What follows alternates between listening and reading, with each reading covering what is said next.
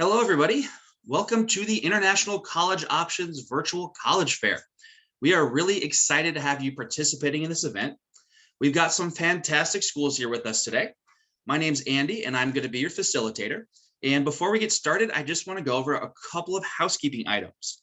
First of all, your camera and microphone are turned off, so the panelists will not be able to see or hear you. However, you can use the Q&A button on your screen to type any questions that you have to our presenters at any time. Now, this is just part one of today's fair, so be sure to join the additional session after this one wraps up.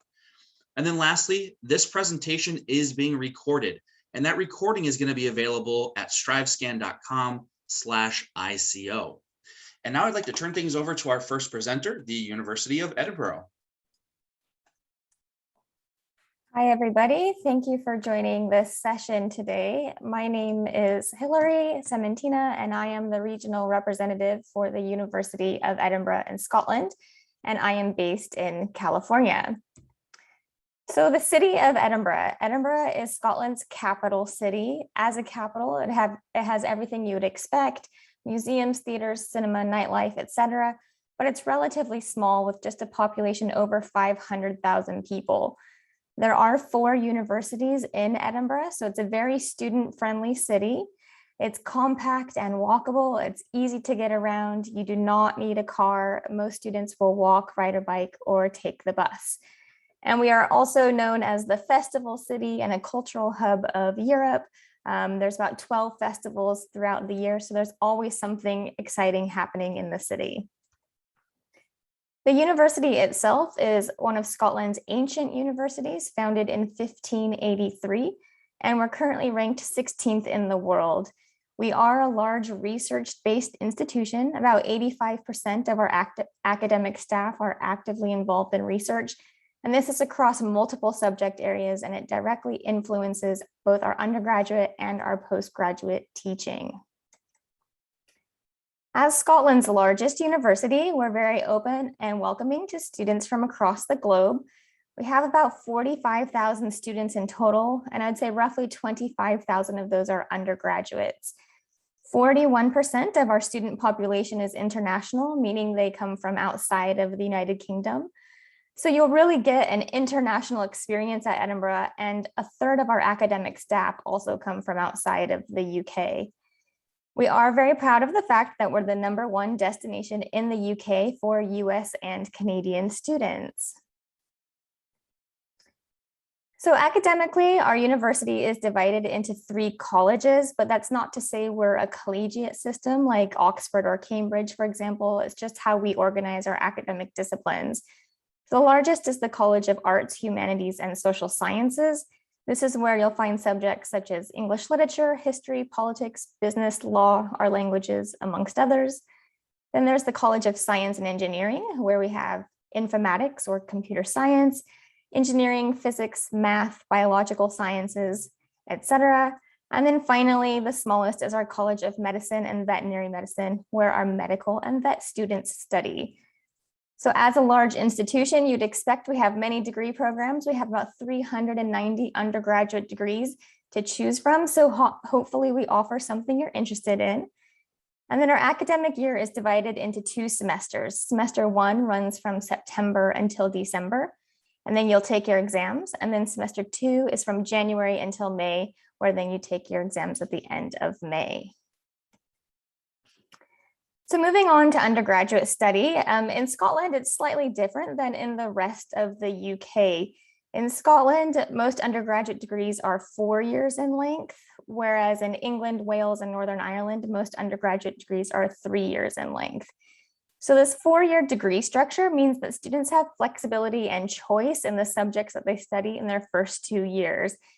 So if you're doing politics, for example, you'll take some compulsory classes for politics in years 1 and 2, but then you can choose electives from across the university. So maybe a math, business, and a French class, for example. Once you get into your 3rd year, then you fully concentrate on your major, so on your politics degree. However, there are options on the types of politics classes you take. And many of our degree programs have the option for students to do a year abroad. So as a Student going over to the UK, I know you'd already be an international overseas student, but you could go abroad again, maybe to Europe, Australia, China, or even return to the United States if you wanted to. And then your fourth year culminates in a dissertation or research project that's supervised by an academic member of staff. But no matter what degree you do, we really encourage students to be independent, do self-guided thinking, make your own study groups, and do your research and reading. Importantly, our degrees are internationally recognized and accredited, so getting your bachelor's at Edinburgh would be seen as equivalent as doing it in the United States. Obviously, your academics are important, but so is life outside of the classroom. In September, the week before classes begin, we have a welcome week, which is full of orientation and welcome events for new students. We highly recommend that you get involved in our clubs and sports and societies. We have about 290 student groups to choose from, and these range from the serious, like the debate team and Amnesty International, to the maybe not so serious, like the Harry Potter Society or the Chocolate Lovers Society. Accommodation-wise, we have about 9,000 residential rooms for students to live in, and our international undergraduates are guaranteed university accommodation in their first year as long as you apply by the deadline. And then, of course, we have health and well-being and support services on campus that you'll have access to during your studies as well. So now that you've heard all this and you think, fantastic, I'm definitely applying to Edinburgh, that's great. We welcome applications from well-qualified students. You will apply to our undergraduate degrees through UCAS, which is like the UK's version of the Common App. So you'll submit your qualifications. For us at Edinburgh, we're typically for US applicants looking for SAT, ACT, and AP exams. If you haven't been able to take some because of COVID disruption, then get in touch with our admissions office, or you can consider alternative evidence. You'll submit a personal statement with your UCAS application and a letter of recommendation. So to end with, please take advantage of our virtual visit. If you can't get to Edinburgh in person, you can view our campus and the city online. You can chat to our current students, and please contact us at futurestudents@ed.ac.uk. Thank you very much, and I'll pass it on to the next presenter. All right, thank you so much to the University of Edinburgh. And next up, we actually have a member from International College Options here to give you just a little introduction. Yes, thank you so much, Andy. My name is Beth Gilfillan, and I'm the Director of Operations for International College Options, or ICO. I'm based in Chicago. So first, I just wanted to welcome everyone to the virtual fair, and thank you so much for attending. And then we just wanted to give you a little bit of information about ICO. So we were started in 2013 to educate high school counselors, students, and families about the opportunities for US students to obtain a bachelor's degree abroad. We're a nonprofit organization with a volunteer board of current and former school counselors. And then each November during International Education Week, we typically host fairs and school counselor luncheons in 2 or 3 cities. This year, of course, like everything else, we've had to kind of pivot and change our plans. So we are hosting the fairs virtually. We are so grateful to the 76 institutions across 18 countries who are participating in our events tonight and tomorrow night. Each year, we also produce a PDF booklet that includes information on our partner institutions. So I'll be sharing that link to the PDF booklet in the chat. It's also on our website if you want to explore the other resources on our website. So tonight you're hearing from the institutions in this session for about 6 minutes each, but there are also other sessions going on at the same time. So if you'd like to connect individually with any of the institutions involved tonight, either from this session or any of the others, please see the PDF that I will also put in the chat. It will list individual virtual room links for each institution. So from 7 to 8 p.m. Central Time tonight, you can go to that link and speak with the institution directly. So you can also feel free to visit multiple institutions within that time frame using the individual links. We'll also be sending out a survey for participants within the next couple weeks. We hope you'll provide feedback to us so that we can improve upon our events in future years. Thank you again. All right, thank you so much, Beth, and thanks to ICO for hosting this fair tonight. And next up, our next presenter was from Manchester Metropolitan University.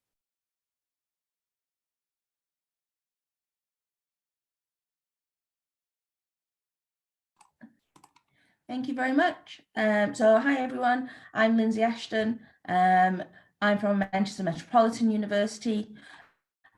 Manchester Met is based in the city of Manchester in the UK, up in the northwest of England. We are a couple of hours on the train from London. We're about 3 hours or so on the train away from Edinburgh. As you can see from the map, it's a good location for kind of getting around. We also have Manchester International Airport, which is about 20 minutes away by train into the city centre, which is kind of where we're located. We are about a 5 to 10 minute walk from the city centre, so we're right in the heart of Manchester. Manchester itself is a great city to come and live in. It's a really good student city. So as well as ourselves, we've got the University of Manchester, we've got the University of Salford and Royal Northern College of Music, as well as some further education colleges. So that's a really big student city, probably around 100,000 students during term time, which is really good. There's a lot going on. It's also been voted the best city to live in the UK. This is by the Global Livability Survey, by the Economist. This kind of talks about things like job opportunities, health, education, cost of living. So it's a very good survey to kind of be considered the best city to live in from. And we are one of the world's most exciting cities to be in. So if you're thinking kind of around the city and where you want to be, Manchester's a great place. Sorry. As you can see, there's a lot going on in Manchester. We have a lot of kind of cultural and creative spaces. So you can see from the top left, this is Media City UK. This is where a lot of kind of television and filming takes place. A lot of this has kind of moved out of London and has come kind of around the rest of the UK for different opportunities. We do actually have a lot of work placement opportunities there. So a lot of our students will go and actually do work around Media City. Manchester's a very big football and sports city. We have two of the biggest football teams if you're into soccer. So we have Manchester United and Manchester City, both of which are walking distance from the university.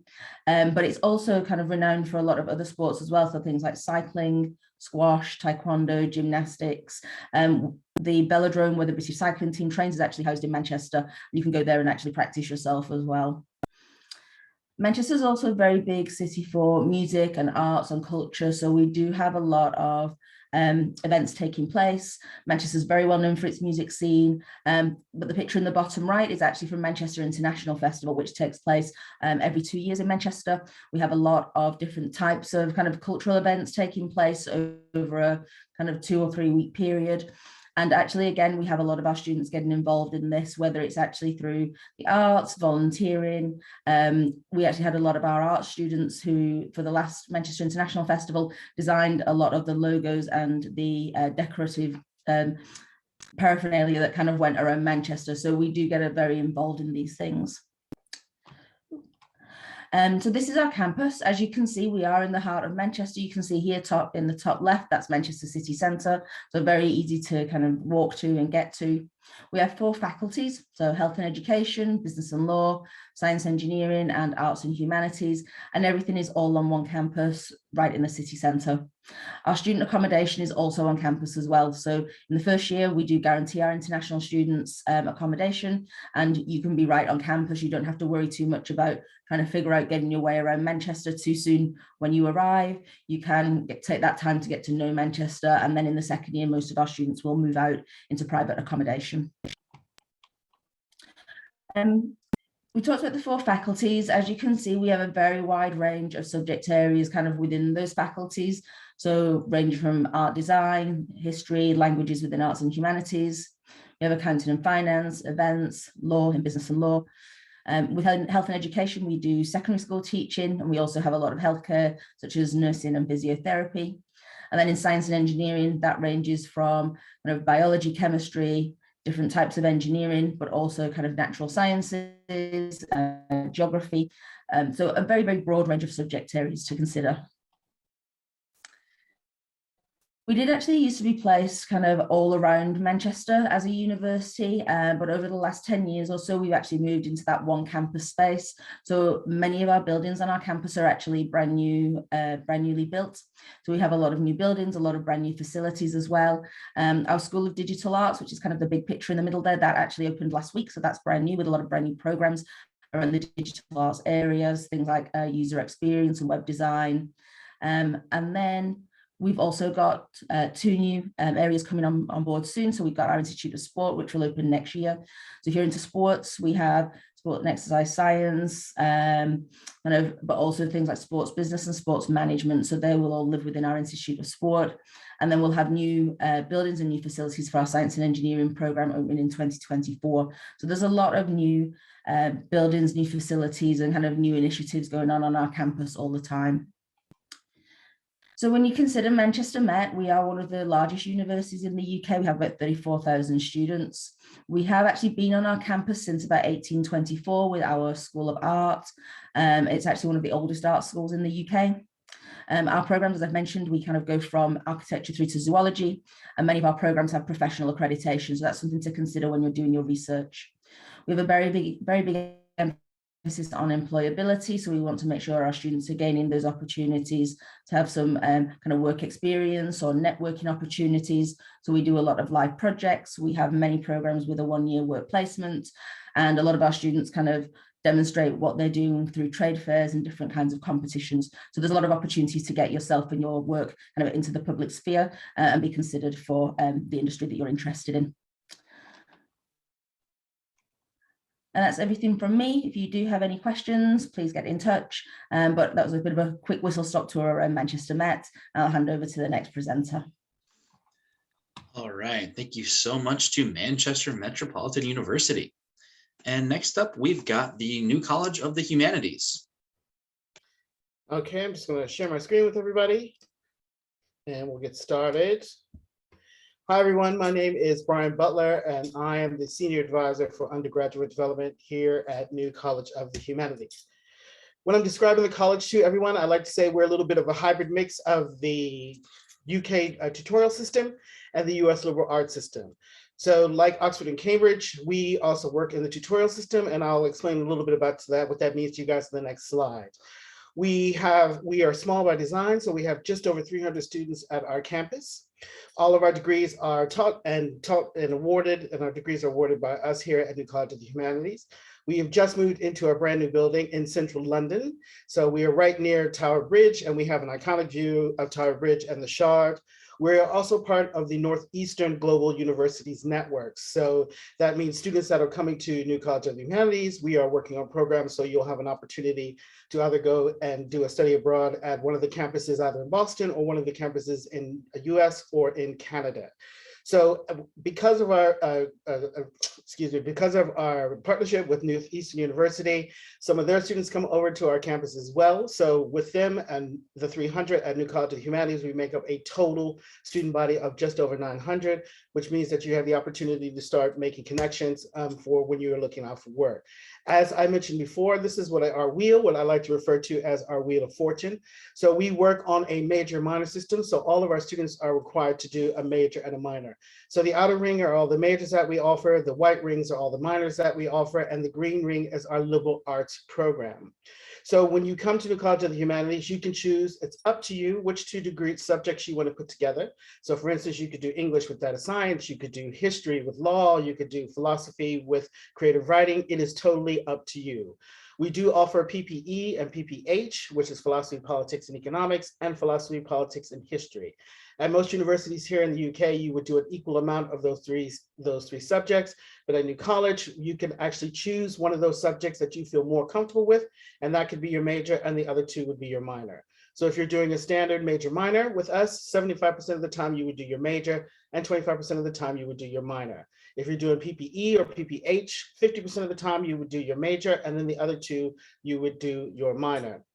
Moving on to that green ring that I was telling you about, that's our liberal arts side. So I like to refer to it as our US side. Within that, you'll have 3 subjects that you'll do over the course of your 3-year degree. Your first year, you'll do critical reasoning. Second year is science literacy. And third year is applied ethics. We also have our launch program, which is very similar to, and I like to refer to it a bit like our business program. So it's for, you will do that across all 3 years. Because we usually have a lot of students and people ask, if I study philosophy or history, what sort of job can I do? And launch helps get you prepared to go out into the wider world of work. So for example, in your second and third years, it's all about entrepreneurship entrepreneurship. So you guys will be in groups of your own choosing, and you'll come up with a business idea, and you will build that business from the ground up. You'll do the marketing, the financial, the profit and loss sheets, and all of that sort of thing. You will design your website. If it's an app, you'll design your app. And then at the end, we have a little bit of a Shark Tank style assessment where you guys will come in your groups, and then you will pitch your business idea to your class and sometimes a panel of judges. Your degree at New College of the Humanities is very essay driven. So you'll be doing an essay every week or every other week in either your major subject or your minor subject. And then you'll sit down and discuss your essays with your lecturers. So Oxford, Cambridge, and us are the three universities that work on that tutorial system. And depending on the groups, the subjects that you put together, you'll either have 1-to-1 tutorials with your lecturers or in small groups of 2 to 3 to 1. Again, as I said, you guys, we just moved into our brand new building at Devon House. And in that picture at the top left, you can see that is one of the views from the building, so that you can see a little bit of Tower Bridge there and the Shard, and you can see that throughout the building. We are certified in the leadership in energy and environmental design. So we're a very sustainable building. We're just over 38,000 square feet, very high tech, where we have flex classrooms. So for instance, if you were unable to attend a lecture, you could actually zoom in, and you would actually zoom into the class with the rest of your classmates, and you could actually watch that lecture. Entry requirements, that's always the big ones that most people want to have. For the US, we ask that you have a 3.3 GPA or higher. That's unweighted out of a 4.0. We do require that you have either an SAT or an ACT. And you guys can see the scores there. If anybody is doing the IB, we also take the IB, and we'd like you to have a 35 points or higher overall. Or if you're doing high level subjects, we'd like you to have a 665 in the humanities subject levels there. You can find us on the Common App as well. We are also take a direct application, so you can go to our website and you can apply to us direct. And you can also find us on UCAS, and our UCAS number is N53. All of our students that apply to us at New College of the Humanities, those that are shortlisted, will be interviewed. So in addition to your personal statement and to your academic references, you also have the opportunity to sit down and talk face-to-face, and you can do that interview via Zoom. Obviously, if you could come over and do it in London, we would love to have you, so you could be in the campus, and you would actually have that opportunity to sit and just tell that lecturer and tell them why you want to study your particularly chosen degree subject. Our fees are the same as everybody else in the UK. So for international students, it's $14,000, which works out to approximately $18,800 per year. And we are very excited to say that we are now FSA approved as of July. So students coming to New College of Humanities can apply for FAFSA and come over on a student loan. And for me, that was quick with 4 seconds to go. So if you guys have any questions, you can also drop us an email at info@nch.london and there, or you can actually, if you're interested in some of our online events as well, you can actually go and check us out on our website, on our events page. And of course, I will put my details in the chat for everybody, and you guys can contact me direct. Thanks very much. And I will hand back to you, Andy, and to the next person. All right, thank you, New College of the Humanities. Next up, we've got the American University of Paris. Hi all, my name's Jacqueline. Let me just get my presentation going. So in the meantime, I am trying to keep my baby quiet by feeding her nonstop. So hopefully you don't hear her in the background, but just in case that's what that is. So I will get started here. So again, my name is Jacqueline. I am based in the US. I'm Director of US Admissions. Quickly, AUP is a fully American liberal arts university. So that means that we are accredited in the US. It is a US bachelor's degree, so you're eligible to take that anywhere in the world. We are also, let's see, we are, we don't require any French in order to apply. Sorry, end of the day. So brain's a little bit fuzzy. So I think that's something that a lot of students find surprising. So we'll of course have you take some French while you're there, but it's not required for the application process or to be admitted. We're on the same semester schedule as any school in the US, so it's going to be very familiar in that regard. We're also liberal arts four-year programs that will also set us apart from some other schools, so you do not need to know your major right away. Got some time before you have to decide. Only difference is our location. And in terms of location, we are located right in the 7th arrondissement of Paris. So if you've been to Paris at all and you're by the Eiffel Tower, that is exactly where we are located. In terms of student body, we are incredibly diverse, one of the most international student bodies in the world, which is pretty typical of American universities that are abroad. American universities do tend to attract not only American students, of course, but also students from all over the world. So about half of our students do come from the US. We get about 15% from France, 15% from Europe outside of France, and then 20% from the rest of the world. So truly an international student body. In terms of majors and minors, I do like to point out that there are some things that we do really well, and there's some things that we just don't do. So in terms of programs that are strong, I would say anything in the humanities and then the social sciences. So programs like art history, film, creative writing, international business, international comparative politics, our excuse me, our PPE program, global communications, those are going to be where our strengths lie. We do have psychology, we do have environmental science that are definitely growing, but that is about as sciencey as we get. So if you are looking for like a pre-med program or engineering, we just don't offer those courses. I do like to jump right into internships. I think it's one of the best things about being an AUP student. So first off, internships in France are paid, which is great. And we are the oldest American university in Europe. So we've got some really great relationships with employers in the area. So this is just a list of some organizations that do regularly recruit AUP students.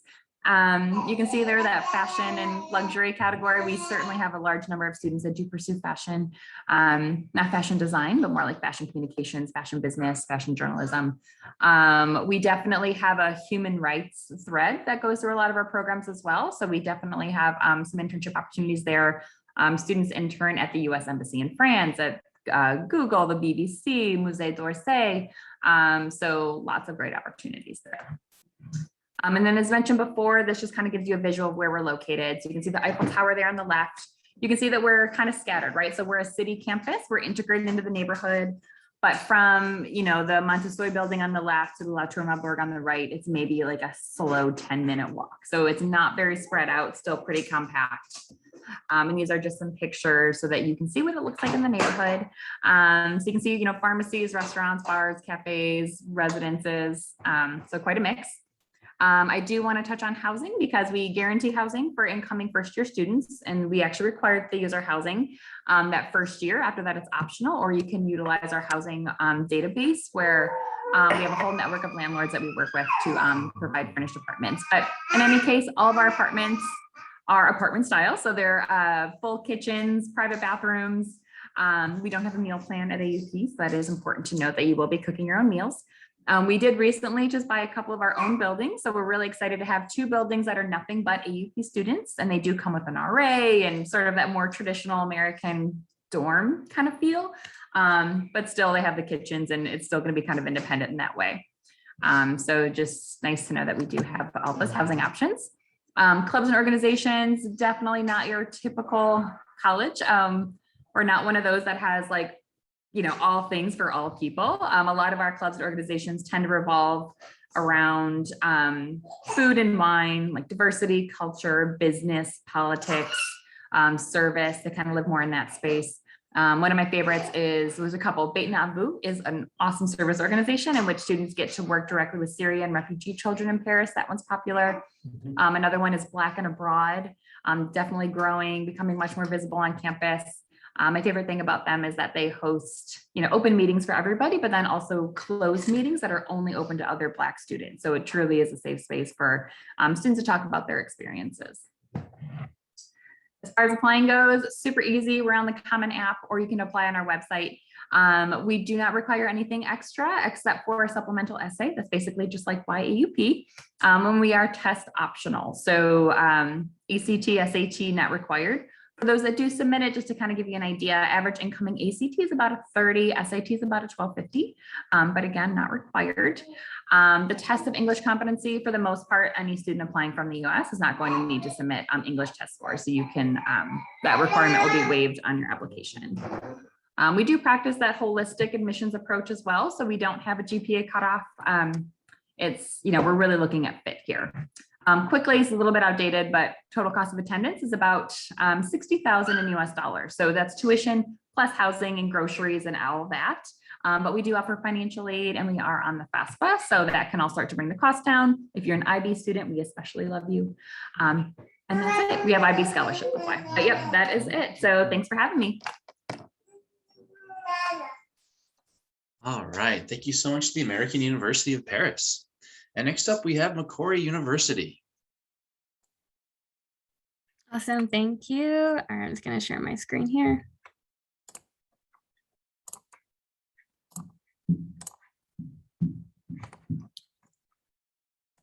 Okay.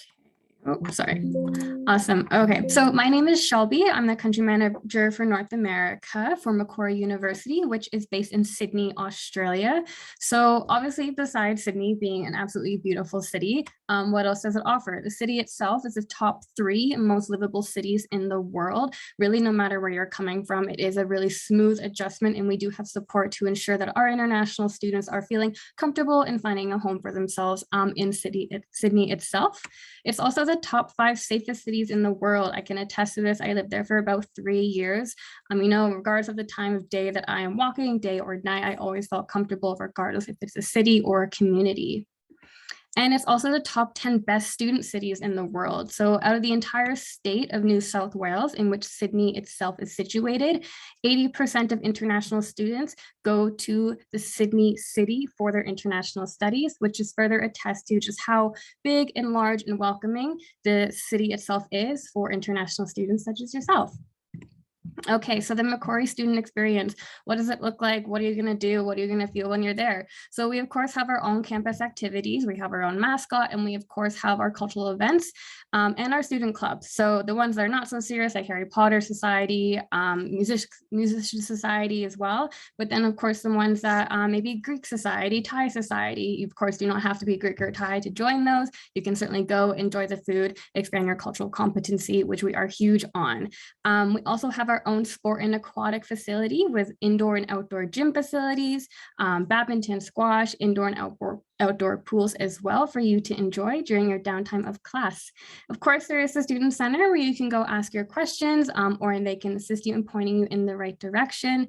And then we also have our incubator, which is situated on campus. So for students who are interested in startup activities, research-based projects as well. It's a really awesome environment as well, the campus itself, as we are situated in the Southern Hemisphere largest business and technological hub with over 300 companies situated in and around our campus. So there's plenty of opportunities in terms of networking that are available during our orientation week and then our career events that occur on campus.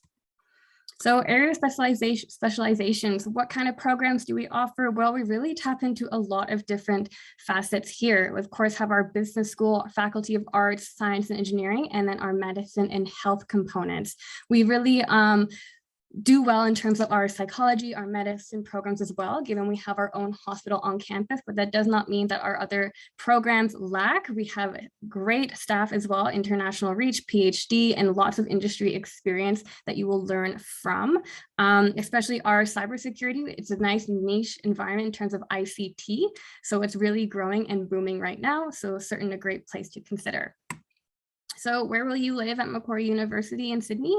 Well, we have a variety of accommodation options for you. There's certainly ones on campus, brand new this year that just opened. It's beautiful, that's the top right, or around campus as well. Again, you have options between your own studio, or you can have your own bedroom and your own bathroom and then share the kitchen common area with 4, 5, or 6 different students. But then we also have our accommodation partners that are located not on campus, but a little bit beyond. So perhaps maybe about a 15-minute train ride direct from our Macquarie University specific train station. Or of course you can seek private accommodation. It really is up to you. So tuition and living costs, what does it kind of look like? Well, it really is on par actually in comparison to the US. So for the US, you know, it's average $25,000 for tuition, $15,000 for living costs, making the cost of attendance approximately $40,000. Now, of course, it does depend on your program, but this is just a really good estimate to go off of. One important thing to consider is that in the US and North America and Canada as well, a majority of degrees are 4 years in duration. But the great thing about studying in Australia is that they are 3 years in duration. So you're entering the workforce quicker, starting to make your graduate salary faster as well. And of course, to finance your studies, we do have the US FAFSA loans, scholarship opportunities as well for our North American students. And when you're studying on a student visa in Australia, you do have working rights, meaning that you can obtain $19 per hour as the minimum wage. So how to apply? Super straightforward. It is free to submit an application. We really just need your copy of your photo page of your passport and your transcripts. Very straightforward from there. Hopefully receive that successful letter of offer, and then it will quote your estimated tuition fees and how to accept on the back. Few other things that we can highlight is that we do have internship and study abroad opportunities available. So you can add more breadth and depth to your degree, should that be of interest to you. And in Australia, yes, our academic years are a little bit different, with semester 1 going from February and then session 2 going from the July. So this just means that, November, when summertime does start in Australia, you can either take some time off, work a little bit more, return home for a little bit if you'd like, and then come back for the February semester. So the option is certainly there for you. Our summer session is the November to January. Should you need to take a summer class or try and fast track a few things, there certainly is that option as well. So this is my information. Please feel free to take a screenshot of it. I am based in Canada. I can be contacted at that phone number, and you can also scan that QR code to add yourself to our email thread. And I'll pass it back to Andy. Thank you. All right, thank you so much to Macquarie University. And that was actually our last presenter today. However, we still have some time left, so I would like to invite all of our presenters to go ahead and turn their cameras back on so we can do a little Q&A session here. All right, so the first question that I'd like to ask all of you is, what advice would you give someone going through the college search process? And we'll go ahead and start with University of Edinburgh again. I would say when looking at colleges and universities, take statistics with a grain of salt, with a pinch of salt, because every university will publish its best statistics, but they're all relative, they change every year. So instead of looking at the most prestigious institution, look at the university you think will have the best fit for you. It has the subjects that you're interested in, the environment that you want to live in, because rankings change all the time, but at the end of 3 or 4 years, it's going to be you who is studying there and getting that degree.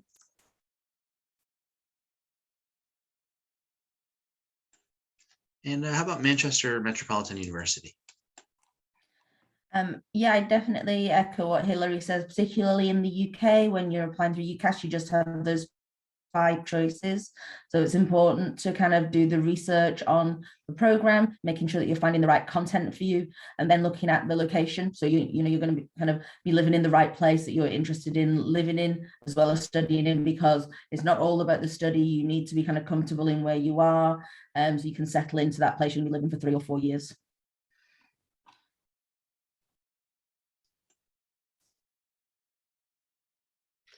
Yeah, I mean, I have to say, I think we're probably all going to say the same thing. I mean, I totally agree with what Lindsay and Hillary were saying. When I'm talking to students, I always say to them, my big thing now when I'm talking to students is I want you guys to choose the degree that is right for you. That is the most important thing. Don't look at a degree based on, oh, I want to get this job, or I'm going to do this, or I want to do that. Because at the end of the day, all of our degrees, what we're going to do is we're going to teach you how to get that job. And it's about the skills that you're going to acquire in your degree. So choose something that really, really speaks to you. Because I mean, I know everybody will agree with me. We're going to be honest. You are going to be up at 2 in the morning writing an essay at some point while you're at university. So it is much easier to do that when you love the subject that you're studying, rather than trying to do something you think you should be doing.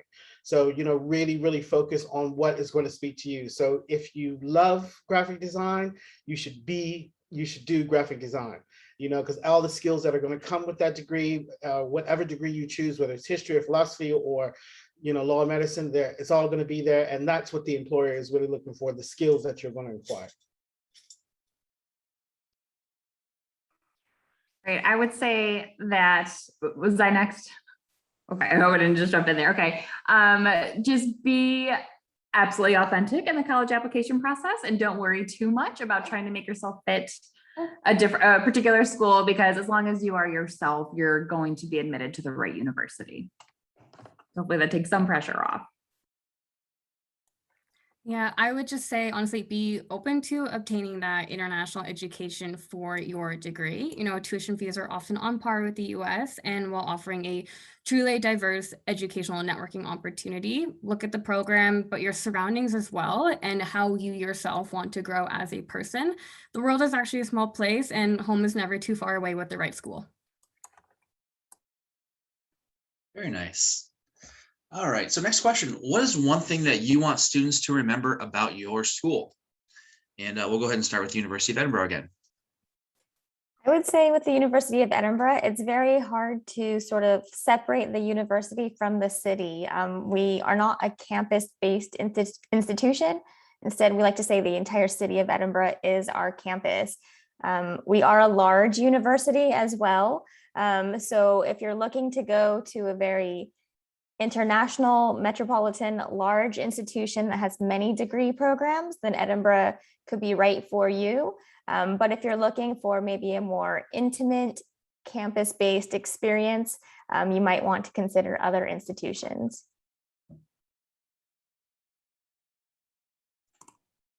For Manchester Met, I would say one of the key things for us is employability, which was kind of one of the last things I covered in the presentation.